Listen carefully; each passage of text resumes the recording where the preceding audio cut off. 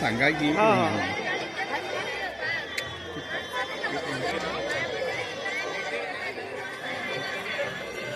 आली ते आता डबल घ्या. मित्रांनो, आपण आज संत नगरी श्री क्षेत्र शेगाव येथे आहोत आणि श्री स्वामी नरेंद्राचार्यजी महाराज यांचा एक दर्शन सोहळा या ठिकाणी होतोय आणि अनेक भाविक भक्त येथे आलेले आहेत आणि त्या भाविक भक्तांची जी सेवा आहे, आरोग्य सेवा, ही मंडळी या ठिकाणी करते. का करते? कुठेतरी मानव सेवा हीच ईश्वर सेवा मानून त्यांनी व्रत धारण केलेलं आहे आणि आज मोफत आरोग्य सेवा या ठिकाणी देत आहेत. काय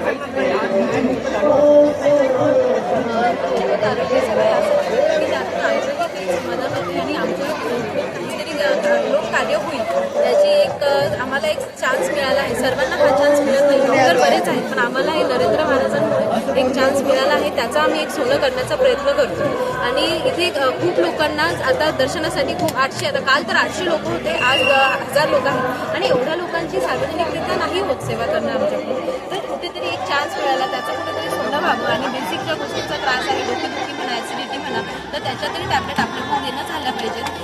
लोकांना थकवा येतो तर पाय दुखतात, तर त्याच्याही काही ना काही त्यांना आपल्याकडून निदान झालं पाहिजे, त्यांना ट्रीटमेंट देणं झालं पाहिजे. हीच एक आमच्याकडे काहीतरी इच्छा आणि त्यात आणि माऊलींमुळे ती इच्छा पूर्ण होती.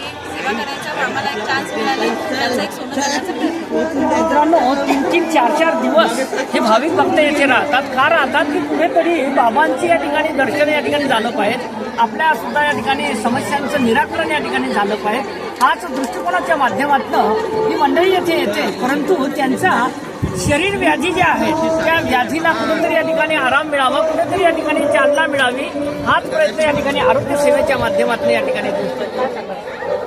बघा, इथे जगद्गुरू नरेंद्राचार्यजी महाराज असतात, यांनी आम्हाला जे हे एक चालना दिली आहे आरोग्य शिबिर चालू करण्यासाठी, तर ती खूप छान असं वाटतं आहे आणि याच्यामधून जे लोकांना गुण येत आहे आणि लोकांना थोडं बरं वाटतं आहे आणि त्यांना कार्य करण्याची जी क्षमता आहे त्याची ती वाढत आहे. आणि इथे जे गुरुसेवक असतात किंवा बाकी बरेच सेवाधारी असतात, तर त्यांना काही डोके दुखतात, कधी काही ॲसिडिटी वगैरे होतात किंवा काम करण्यास उत्साह राहत नाही, तर ते थोडे टॅबलेट घेतले किंवा काही लिक्विड डाएट वगैरे असं काही त्यांना आणि काउन्सिलिंग पण केलं तर त्यांना थोडं बरं वाटतं.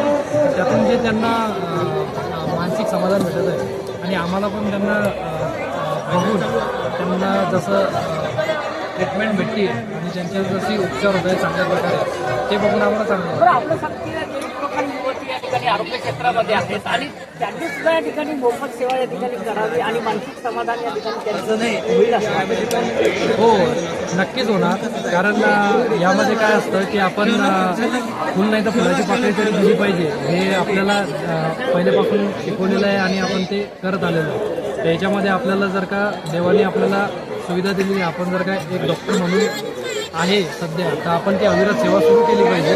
आणि जे कोणी डॉक्टर वगैरे किंवा फार्मासिस्ट असतील किंवा कोणी, त्यांनी हा वसा पुढे चालवला पाहिजे आणि अविरत जगद्गुरू नरेंद्राचार्य संस्थांमध्ये सेवा दिली पाहिजे. या ठिकाणी हे आपले चिरंजीव आहेत, चिरंजीवाबद्दल काय सांगणार? कारण की तुम्ही मेडिकल क्षेत्रामध्ये या ठिकाणी उतरवलं आणि जिवंत मानव सेवांची जी सेवा या ठिकाणी करणं, कसं वाटतंय तुम्हाला? काय फील होतंय, कसं वाटतं? नाही, आता बघा, आमचे जे म्हणजे सद्गुरू आहेत जगद्गुरू नरेंद्राचार्यजी महाराज, तर बघा यांची शिकवण कशी आहे, तुम्ही जगा दुसऱ्याला जगवा आणि स्वप्नासुद्धा कुणाचं वाईट चिंतू नका, 10 मिनिट भक्ती करा. मग आता तुम्ही जगा दुसऱ्याला जगवा म्हणजे कसं की बघा की काही समाज ऋण, म्हणजे आपण जेव्हा जन्माला येतो तेव्हा काही ऋण फेडायचं असतं आपल्याला, समाज ऋण, पितृ मातृ ऋण. बघा, समाजाचं काही देणं असतं ना, आहे ना, हे जसं आपल्याच करता आपण जन्म घेत नसतो ना, आपल्याला आपला प्रपंच तर करायचाच आहे, पण आपल्या हातून परमार्थ झाला पाहिजे. नेहमी बालपणापासून मुलांना एक बालपणच पालण्यात आलं की नाही, पहिली गोष्ट की देव आहे, देवाची शक्ती आहे. आणि आता असंही चालते होते सद्गुरू मिळाले की अक्षरशः म्हणजे ते शब्दामध्ये त्याचे वर्णन होणारच नाही अशा सद्गुरूंचं. आणि त्याच्यामुळं कसं की एक मुलांनाही तो उत्साह वाढला, म्हणजे दोन्ही मुलं पण डॉक्टर आहेत, सुना पण डॉक्टर आहेत, तर त्यांच्या ठाई जे जगद्गुरू माऊलींच्याबद्दल प्रेम आहे हे म्हणजे अविरत त्यांचं जास्त वाढत आहे आता. त्याच्यामुळे की त्यांना एक वाटतं की काहीतरी समाजाची आपण सेवा केली पाहिजे. आणि आम्हाला जो आनंद होतो की खरोखर आम्ही जे रोपटं लावलं, कारण गुरुनी तिला ज्ञानरूपी वसा, पुढे चालू आम्ही या वारसा, असे आमच्या माऊलीचं नेहमी त्यांच्या अभंगाद्वारे सांगत असतात आम्हाला. आणि खरोखरच एक भाग्य आमच्या सद्गुरूमुळं की खरोखर असे मुलं म्हणजे दोन्ही मुलं असेल सुना असेल गुरुच्या कृपेने ते मिळाल्या आणि आमच्या जन्माचं सार्थक झालं. मित्रांनो, हे आहे आत्मिक समाधान.